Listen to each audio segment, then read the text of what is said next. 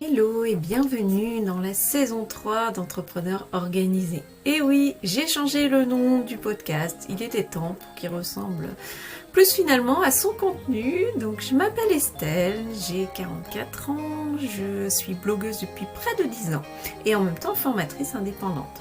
Sur ce podcast, vous trouvez des partages autour de l'entrepreneuriat, ainsi que des interviews d'entrepreneurs organisés. Vous retrouvez tous les détails dans les notes de chaque épisode. Et à moi maintenant de vous souhaiter une bonne écoute. Hello, j'espère que vous allez bien. J'ai le plaisir d'accueillir aujourd'hui Amandine qui entreprend également sur le web. Je vous souhaite une bonne écoute. Je m'appelle Amandine, je suis belge. Je vais commencer un tour du monde en septembre. Je pense que c'est un point quand même assez important. Et puis en fait, j'accompagne les entrepreneurs à développer leur chiffre d'affaires en jouant à la fois sur leur stratégie et sur leur communication. Ça permet notamment d'améliorer les relations en fait, entre les différents acteurs, que ce soit des prospects, des clients, des collaborateurs, les équipes et tout ça. Et donc, je le fais via notamment deux compétences qui sont le coaching et le copywriting. Voilà. Voilà. Tu as en fait cette double casquette, donc c'est pour ça que je trouvais intéressant d'en échanger en plus, parce que là en fait, moi je t'ai connue, tu faisais encore tes études, tu terminais ta thèse, et en fait tu as eu cette idée de création d'entreprise il y a quand même quelques temps, on s'était connus dans le membership, voilà, c'était ça qu'on avait rejoint tous les deux, et en fait tu finissais tes études, tu as fait ce projet de création d'entreprise, et en parallèle tu te formais à l'école de coaching de David Laroche, il faut quand même le souligner, hein, parce que tu finis dans combien de temps d'ailleurs L'école Oui. L'école de coaching, j'ai encore des cours jusque février ou mars, je ne sais plus très bien. Ah oui, d'accord. Donc on est quand même sur la fin là. On est sur la fin, oui. Donc ça fait plus d'un an et demi que je suis cette formation. Super riche, super intéressante. Et oui, avec la pratique, de toute manière, on s'améliore toujours. Donc, voilà. Et voilà. Donc j'ai eu la chance en plus d'avoir un coaching avec toi. Donc pendant 6 mois quand Oui, même. oui. Donc c'était vraiment, vraiment très bien. Très bonne coach. Donc vraiment, je te souhaite plein de bonnes choses. Donc voilà. Et là, tu pars donc faire le tour du monde. Donc tu vas être ce qu'on appelle digital nomade. Donc comment tu penses t'organiser justement par rapport à tout ça, par rapport à toutes les activités? Est-ce que c'est possible à distance? Est-ce que tu veux nous en parler justement? Oui, ben en fait, à l'heure actuelle, ça me fait un peu bizarre de dire que je serai digital nomade à partir de septembre parce que dans ma tête, je le suis déjà. Dans le sens Mmh. où toute mon activité est en ligne. Donc, c'est aussi pour ça que j'ai créé ce type d'activité. C'était un point super important pour moi. Ne pas être Mmh. lié à un endroit géographiquement parlant. Donc en fait, la façon dont j'ai construit mes activités, était directement avec cette pensée du comment je fais pour m'organiser, pour que tout puisse coller, que tout puisse fonctionner, tout en voyageant, tout en n'étant pas lié à un endroit géographique. Donc le fait que je vais vraiment commencer à bouger de façon plus long terme à partir de septembre, pour moi, ne change pas grand-chose. Parce que, Mmh. par exemple, ce mois-ci, j'ai dû être, en comptant les jours qui arrivent jusqu'à la fin du mois, je crois que j'ai 10 jours chez moi. donc, D'accord. voilà. Ok. Donc c'est déjà en fait les prémices finalement de ton départ. Et tu pars vraiment donc 1er septembre qui est un jeudi en pleine semaine. C'est parce que tu t'étais Euh, fixé cette date-là ou? je pars la semaine du 5 septembre. Je n'ai pas D'accord. encore la date parce que j'ai pas encore réservé mon ticket, simplement. Mais parce que voilà, je sais où je vais et ça me suffit. Et puis je ferai certainement ça quand même cette semaine. Mais enfin, la semaine qui arrive. Mais oui, c'est parce qu'en fait, je m'étais dit début septembre. Et donc la première semaine de septembre, par rapport à tout ce qu'il y avait en nous, ça me paraissait bien d'avoir un petit temps Ah oui. d'adaptation ce mois chargé et le départ. Donc c'est pour ça que j'ai une semaine de battement en Et prépa. donc tu nous donnes ta première destination ou pas du tout? Oui, je vais C'est au Portugal. là. Je vais certainement commencer par le nord du pays et puis descendre tranquillement. Mais au Portugal, je resterai certainement 2, 3 mois comme ça. Parce que j'aime bien le voyage, je vais dire, où je prends le temps de vraiment m'imprégner de la culture, de rencontrer des gens, de comprendre un peu comment tout fonctionne. Peut-être d'apprendre la langue. Et aussi, justement, quand on travaille en voyageant, en fait, voyager, c'est aussi fatigant parce que ça demande de prendre de nouveaux repères à chaque fois, tout ça. Et donc, pour pouvoir être quand même efficace dans mon travail, je considère que c'est aussi un avantage de voyager lentement pour ne pas avoir cette fatigue liée au voyage qui pourrait avoir des conséquences sur mon travail. Voilà. Parce qu'en parlant de ça, justement, donc tu pars, tu vas voyager léger, j'imagine. Oui, Niveau organisation de ton package, on est d'accord que pour travailler logiquement, il te faut un ordi, voilà, c'est c'est ça. merveilleux, un smartphone, voilà. Et donc, tu as réussi justement à te dire que tu allais voyager, comment tu t'es organisé par rapport à ça, justement? Alors, c'est une grande question à laquelle j'ai pas encore vraiment de réponse. C'est bien, écoute. En fait, ce mois-ci, c'était intéressant parce que j'ai été à 3 endroits différents, j'ai bougé 4 fois, rien que sur ce mois-ci. Ce qui n'est pas conseillé et ce qui ne va pas dans le sens de ce que je veux faire à long terme, mais voilà, c'était comme ça. Et du coup, à chaque fois que je partais à un autre endroit, je testais autre chose en termes de, tiens, quel type de vêtements j'emporte, comment je m'organise, parce qu'il y a ça aussi. Et oui. Et donc là, j'ai fait quelques tests. Je verrai ce que je fais exactement quand je partirai, quand j'aurai mon billet, parce que je n'ai toujours pas décidé si j'allais prendre l'avion ou prendre le train, déjà. Donc, ça va aussi D'accord. conditionner quel type de sac je prends. Est-ce que je prends juste un sac à dos ou est-ce que je prends quand même une petite valise en plus? Je Ouais, n'ai pas encore tout à fait délibéré avec moi-même. Donc, je vais faire des tests cette semaine, voir un petit peu l'arrangement de ce que je veux et de ce qui est nécessaire et de ce qui ne l'est pas. Mais globalement, oui, c'est mon ordinateur, absolument. J'adore faire des photos, donc il y aura mon appareil photo. Hmm. Euh, Évidemment, un disque dur externe, méga important. Et puis, en termes de boulot, ben, j'ai toujours un cahier pour écrire. Et je crois que ce sera à peu près tout, en fait, vraiment niveau boulot. Le reste, ce sera plus D'accord. bah, les vêtements, la trousse de toilette, tout ça.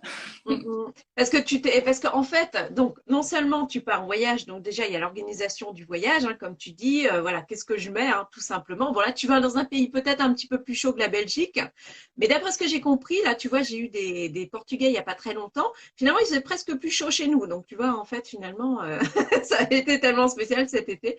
Peut-être que ça va un petit peu baisser, mais de toute façon, même quand on voyage comme ça, on part minimaliste, c'est pas très grave. Tu sais qu'il y aura aussi des endroits où tu pourras t'acheter quelque chose s'il te manque, sans avoir trop bien sûr, parce que si après tu es amené à voyager, c'est vrai que l'idéal est vraiment de partir avec finalement peu de matériel, enfin le matériel après, voilà, pour travailler ça va, mais je veux dire peu de vêtements, peu de tout le reste finalement, et ça permet de se poser d'autres questions aussi qui seront de toute façon intéressantes. Donc on pourra te suivre du coup sur ton compte Instagram, que tu Oui, continues à garder le même. Je oui le c'est mettrai. ça. Pour le moment, en termes de poste, c'est un petit peu à l'arrêt, mais ça va reprendre doucement. J'ai pas Oui, envie de me mettre la pression par rapport à ça. Parce que j'imagine que ça viendra plus tard, mais justement, dans mon mm, organisation, je priorise. Et je regarde ce qui est le plus important pour moi au moment donné. Et pour le oui. moment, Instagram ne l'est pas.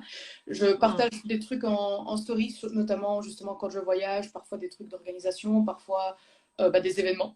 J'ai partagé évidemment le live d'aujourd'hui. Euh, donc pour le moment, c'est surtout en story. Il y aura Mm. certainement des posts qui vont revenir dans les jours, mois, semaines à venir. Oui, il faut vraiment que tu fasses en même temps que tu priorises parce que là, non seulement tu as donc ton compte Instagram Être et Voyager, mais il me semble que tu as deux sites. Tu as créé donc ton site être et voyager.com pour finalement, bah, tu parles plus des services de coaching, mais aussi finalement de tout ce que tu partages comme expérience. Et tu as créé aussi Destination Newsletter où là, tu vas parler justement de ton métier de copywriter. On dit copywriters, j'ai mis en masculin, et après, je savais Oui, pas. parce Mm. que c'est un mot anglais, donc pour moi, Mais c'est c'est ça que j'allais dire. Donc, on va pas tout changer non plus, hein. Voilà, c'est ça. Donc, ok. Bon, bah, c'est chouette, tout ça, ça te fait plein. J'ai vraiment trop hâte de suivre ton pays parce que ça fait quand même plus d'un an que tu m'en avais parlé. Donc, c'est vrai que tu réfléchis depuis très longtemps à tout ça. Et là, tout s'est mis en place. Tu as créé ton entreprise aussi il n'y a pas très longtemps. Donc, ça, au niveau administratif, comment tu vas gérer? Alors, donc, sachant que tu es en Belgique, tu vas voyager, tu gardes ton statut, comment ça se passe? C'est peut-être différent de la France parce que je parlerai de ça rapidement, mais comment ça se passe pour toi? Et ben justement, l'administration, c'est pas mon truc. Autant être honnête. Donc, c'est aussi pour ça que je commence par le Portugal, parce que je ne me suis pas encore posé les bonnes questions, justement, au niveau de l'administration, tout ça. Donc, tant que je reste en Europe, je me dis, globalement, je ne me pose pas trop de questions. Donc, je vais me poser ces questions dans les mois à venir, pour notamment tout ce qui est assurance voyage, tout ça, évidemment. Mais en termes vraiment de statut lié à l'entreprise, pour le moment, vu que je reste domiciliée en Belgique, il y a... C'est ça. En fait, vu que l'idée, c'est pas non plus de m'implanter quelque part ailleurs, à l'étranger, c'est de voyager. Et je risque de faire au moins un aller-retour sur l'année. Donc, je veux voyager à long terme, mais c'est pas pour autant que je vais m'interdire de revenir ici, ne serait-ce qu'un mois, pour voir ma famille, mes amis, un événement ou l'autre. Alors, je vais quand même éviter de prendre je vais éviter le plus possible de prendre l'avion, simplement pour des raisons écologiques. Mais oui, potentiellement, je vais quand même revenir ici régulièrement. Alors, régulièrement, ça peut être 1 à 2 fois par année, hein, mais oui. régulièrement. Donc, dans un premier temps, il y a tout qui reste en Belgique en termes d'administration. D'accord. Bon, bah, c'est un bon point de départ. Parce qu'il faut savoir qu'en France, en fait, nous, c'est assez récent. C'est vrai que j'avais posé pas mal de questions là-dessus. Nous, sur le site de l'auto-entrepreneur.fr, si vous quittez la France, et il y a en fait une déclaration à faire finalement. Donc, il suffit d'avoir une adresse en France, en fait. Et j'ai eu la confirmation. Donc, nous, ça se passe comme ça. Donc, c'est vrai que ce système qu'on a d'auto-entrepreneur, qui est quand même un super régime, hein, voilà, pour débuter en tout cas. Moi, je suis fan hein, pour bien le connaître. Et nous, tu vois, c'est assez simple en fait. Il suffit d'avoir une adresse en France, de déclarer qu'on part finalement travailler juste à l'étranger. Donc, c'est rendu assez simple. Après, je pense que c'est aussi tout ce qui est Union européenne, comme tu le soulevais, c'est assez simple. Après, pour d'autres pays ou les pays qui font plus partie de l'Union européenne, notamment, je pense à la Grande-Bretagne, peut-être c'est un petit peu différent. Mais en tout cas, pour l'instant, voilà, tu te renseignes, tu auras de toute façon ton pied-à-terre en Belgique. Parce que actuellement, quand même, quels outils tu utilises? Alors, même si tu n'aimes pas trop, tu fais quelques devis, quelques factures. Voilà, comment ça se passe en fait? Tu utilises quel logiciel? Comment tu t'organises pour ça? Alors, les logiciels qui sont utilisés habituellement pour les auto-entrepreneurs, tels que... là, j'ai le nom qui m'échappe. Mais en fait, c'est pas adapté pour la Belgique parce qu'on n'a pas les mêmes statuts, on n'a pas les mêmes règles en fait. Donc, je le fais pour le moment. J'ai un template sur Google Doc, simplement. D'accord. Que j'adapte du coup selon la demande, selon le client, voilà. Donc, pour le moment, je le fais en mode très simple. Je verrai comment je développe ça pour les prochains mois. Mais vu que je n'ai pas encore trop de clients, dans le sens où j'ai pas encore mon horaire qui est chargé, même si je pense que justement, je vais pas avoir 10 000 clients en même temps, ça ne sert à rien, je ne saurais pas gérer, je ne saurais pas de quel bon service non plus. Donc pour le moment, ça fonctionne comme ça. D'accord. Bon, bah, c'est bien parce que oui, c'est un fonctionnement différent aussi. Nous, on a tellement d'outils qui ont été proposés, puis gratuits. Hein. C'est vrai qu'on ne va pas dire le contraire. Moi, là, tu vois, j'ai pris une banque en ligne, en fait, où j'ai justement les devis et les factures. Donc, c'est pas mal, en fait. Et après, je pense que chacun doit s'organiser de toute façon selon aussi les règles, comme tu dis, qui sont faites dans le pays. Surtout que vous, toi, c'est une société que tu as dû créer, en fait. Ça s'appelle société en Belgique. C'est un statut un peu hybride entre l'auto-entrepreneur et la société pour le moment. Et puis, je passe en société une fois que j'aurai suffisamment de chiffre d'affaires qui est un palier plus bas que celui que vous avez, vous, en auto-entrepreneur. D'accord. Je ne sais plus exactement le montant. Mais oui, pour le moment, j'ai un statut hybride par rapport à la France. Oui. Pas en France, du coup, mais c'est celui qui existe en Belgique. D'accord. Voilà, ça fonctionne bien. Ouais, c'est le principal. Donc, que tu arrives à facturer, on va dire que c'est pas mal. Parce que là, et si tu peux justement ces deux activités que tu as, donc de coach et copywriter, comment tu arrives à les concilier justement? Tu arrives à te déterminer des journées où tu te consacres plus à une activité, plus à tes rendez-vous de coaching? Est-ce que tu peux nous en parler? Alors, ça va dépendre des périodes. À nouveau, il y a des périodes où je mets plus l'accent sur le copywriting, des périodes où je mets plus l'accent sur le coaching. Par exemple, ce mois-ci, par la force des choses, en fait, j'avais énormément d'événements liés au coaching. Donc, le copywriting a été un peu mis en pause. Évidemment, j'ai continué mes missions clients. Mais disons que j'ai fait aucune action pour avoir des nouveaux clients. Je me suis arrangée pour en fait avoir fait le plus gros du travail avant le début du mois. Comme ça c'était bon. Donc ça va déjà dépendre des périodes. Mais sinon, de façon générale, j'ai réalisé en fait que j'avais un mode de fonctionnement qui était plutôt j'aime bien écrire le matin et j'aime bien avoir mes rendez-vous l'après-midi. Donc en fait, c'est un peu comme ça que je m'organise de façon générale. C'est le matin, aucun rendez-vous. Des fois, ça va être des moments d'écriture pour moi. Des fois, ça va être pour des clients. Des fois, ça va être juste, j'ai mon réveil qui sonne, j'arrive pas à me lever parce que je suis vraiment fatiguée de ce qu'ils disent. Eh ben, je dors. Je me repose, je me prends pas la tête. Donc les matins, c'est sans rendez-vous. Et les après-midi, c'est les rendez-vous, que ce soit des coachings vraiment en one-to-one ou des rendez-vous avec des gens de mon école, par exemple, pour m'entraîner, ou des rendez-vous avec des prospects qui sont intéressés et qui veulent en savoir plus. Voilà, donc globalement, c'est comme ça que je m'organise. C'est ton rythme du coup, parce que tu fais en fonction de ton énergie, aussi parce que tu te connais finalement, que tu préfères vraiment être plus concentré le matin et l'après-midi donc réservé aux appels. D'accord, ouais. Donc ça te fait des bonnes journées, des bonnes semaines, j'imagine, plus l'école, plus les projets de voyage. C'est vrai que c'est pas évident, j'imagine tout ça. Mais C'est pas évident dans un sens, mais de l'autre, moi, c'est ça qui me nourrit aussi. Faire une ouais, seule, voilà.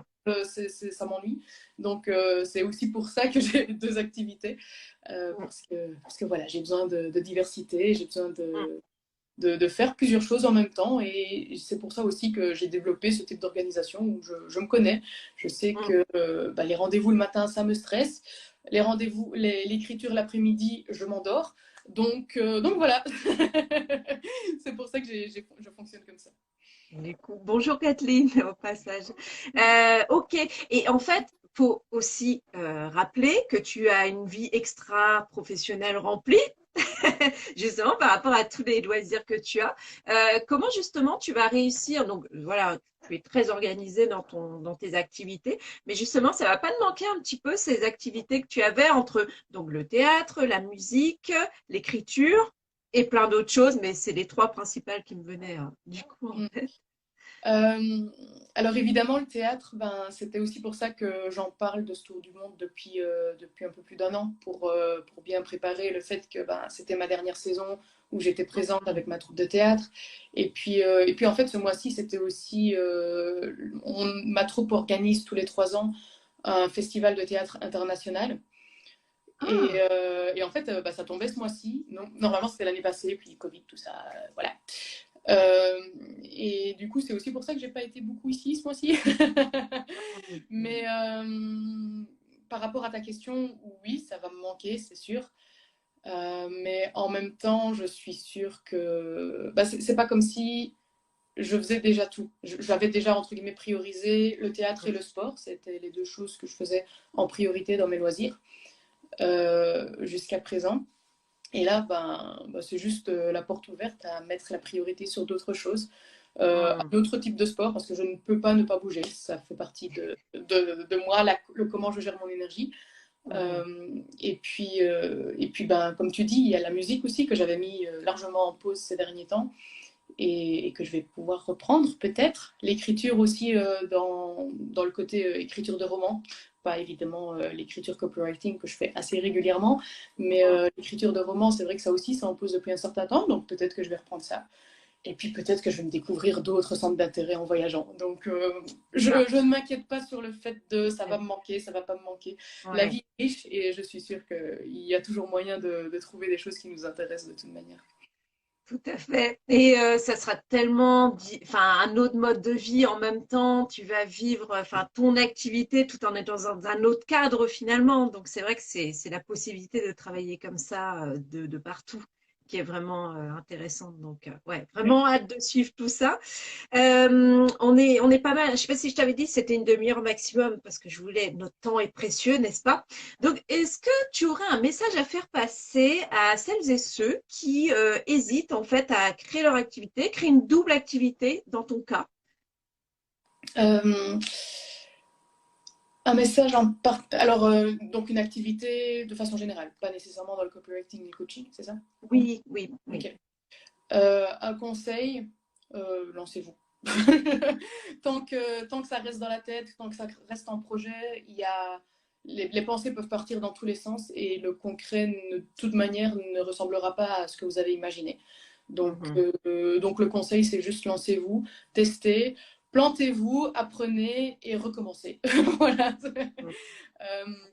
Parce que oui, c'est juste, tant qu'on n'a pas la réalité du terrain, on ne sait pas exactement ce qu'on aime faire, comment on aime le faire. Et puis on peut avoir une idée de tiens, j'ai envie de travailler avec tel type de client, on se rend compte que c'est pas tout à fait ça, on réajuste. Donc, se lancer. Voilà. Tout le temps réajuster le bon message. Parce que c'est pareil, bon, alors moi je suis très nulle pour redire les proverbes ou voilà. Mais c'est vrai que ce qui est important comme ça, c'est cette notion aussi d'essayer. De toute façon, un échec est une expérience. En France, on a beaucoup de mal, mais les anglo-saxons aiment beaucoup ça. Et vous, je pense que c'est plus d'ailleurs cette mentalité-là en Belgique que vous avez. Donc voilà, nous c'est typiquement, parce qu'on valorise pas forcément l'entrepreneuriat en France, ça change un petit peu avec tout ce qui se passe et les activités en ligne. Mais c'est vrai que ça, j'en parlais, je sais plus, dans des lives cette semaine, j'avais un appel, Joe, on me dit, ah, vous travaillez, puis il rigole, quoi. Bah ouais, je travaille. Ça, c'est toujours énervant de dire, voilà, on a une entreprise, nous en France, donc une auto-entreprise, est une entreprise, hein, c'est à notre nom, on est responsable. Donc voilà. Donc ça tend à évoluer, heureusement. Mais comme tu dis, ça, c'est super important, cette notion, voilà, d'essayer, tenter. De toute façon, il n'y a pas mort d'homme. Même si on se trompe, c'est pas grave, on recommence autrement. Parce que je sais que au début, quand tu avais lancé donc tes activités de coaching, tu avais d'autres idées déjà en parallèle. Je me rappelle, tu m'en avais parlé très tôt. C'est important aussi de les garder de vue, que c'est te dire que voilà, c'était possible de lancer cette activité d'écriture qui finalement, bah, comme tu avais les compétences, tu as pu le lancer très vite, mais aussi bien dans quelques temps, tu iras peut-être vers autre chose aussi. Est-ce que tu feras pas voilà, d'autres activités qui vont en fonction des voyages que tu vas avoir, des expériences, des personnes que tu vas rencontrer, des opportunités aussi, parce que j'imagine qu'il va se passer tellement de choses donc dans ta vie. Et en fait, du coup, juste parce que là, donc tu ne sais pas comment tu pars. Par contre, tu vas en Airbnb au début, tu fais comment en fait Alors, dans l'idée, c'est d'avoir au moins une semaine au début. Quand je vais arriver à Porto, a priori, ce sera à Porto au début. Une semaine dans un logement pas trop cher, donc ce sera peut-être une auberge de jeunesse, ce sera peut-être D'accord. lorsque je trouve. Le temps de prendre mes repères et puis de voir en fait pour la suite. Ce sera peut-être des Airbnb, ce sera peut-être autre chose. En fait, la seule règle que je me mets dans le côté voyage, c'est de suivre mon envie et mon intuition sur le moment. Ah oui. Parce que justement, comme tu le disais, dans mon activité, dans mes activités de façon générale, je suis assez cadrée, assez structurée. Et j'ai besoin d'équilibrer ce côté structure et le côté lâcher prise que j'aime beaucoup. Et donc ça va s'exprimer dans finalement où je vis, comment je vis et où je suis. Donc voilà. D'accord. Bon, bah, franchement, j'ai vraiment, vraiment hâte. Et puis, de toute façon, on gardera le contact dans tous les cas avec Internet. Il n'y a pas de raison. Puis, j'espère que d'ailleurs, au cours de ton tour du monde, tu viendras me voir aussi là où je serai. Ok. Bon, bah, là, c'est vrai qu'on a parlé de pas mal ton activité du moment. Hein. Tu pars vraiment dans quelques jours, en gros. Tu ne sais pas encore comment, mais ça te ne stresse pas. Et c'est très bien. Franchement, moi, j'applaudis ça parce que déjà, bon voilà, c'est bien d'avoir cette décision de faire un tour du monde. Toi, tu y penses pas comme ça, mais c'est quand même super courageux. Donc, je trouve ça génial de pouvoir allier en même temps ta vie professionnelle tout en profitant des voyages. Et c'est ça, c'était l'accent que tu voulais mettre. D'ailleurs, tu en parles sur ton blog, enfin, ton site, en fait, Être et voyager. C'est vraiment cette dimension de culturelle différente, de finalement tout ce que tu apprends en vivant à l'étranger, cette dimension-là que tu mets déjà en avant, tu es déjà parti toi en fait dans ta tête. Donc c'est pour ça, pas de stress du tout. Et puis c'est vrai que comme pour l'instant en fait tu commences par le Portugal, donc tu penses que tu vas rester 3 mois pour terminer juste là-dessus. Après, est-ce que tu as déjà une idée où tu vas? Est-ce que tu quittes l'Europe? Est-ce que voilà. A priori, je quitterai l'Europe, mais même ça, c'est même pas encore certain parce que, comme je dis, la seule règle, c'est de faire selon mon envie au moment où elle est là. Donc, mon plan de base que je disais depuis un an, c'est que je vais commencer par le Québec. bah voilà, je commence par le Portugal à la place. D'accord. C'est pas grave. L'idée, c'est d'éviter quand même de faire des allers-retours en avion tout le temps, hein, comme je le disais. Mhm. Bon, Mhm. sinon, bah, peut-être que je vais reprendre mon plan de base et aller vers le Québec. Peut-être que je vais descendre vers le détroit de Gibraltar. Peut-être que je vais faire un tour de la Méditerranée. Qui sait? Je verrai selon mon avis. Non. C'est pour ça, abonnez-vous à son compte pour suivre vraiment les aventures d'Amandine parce que je pense que ça va être vraiment une aventure. Enfin, je suis sûre que ça va être une aventure passionnante, mais nous, on sera contents aussi de voir tes voilà, différents voyages. Et ouais, franchement, je trouve ça super parce que c'est super courageux et en même temps, tu suis ce que ton intuition et ton cœur te disent. Donc, C'est ça. c'est que du bonheur. Voilà. Bon, bah, très bien. Bah, merci beaucoup, Amandine. C'était vraiment un grand plaisir. Je te disais merci pour l'invitation. C'était un chouette retour en Belgique. Commencer par un live avec toi. Voilà, j'espère que cet épisode vous aura plu. Retrouvez tous les détails dans chaque note des épisodes et également sur le site estelle-seznec.fr. À bientôt!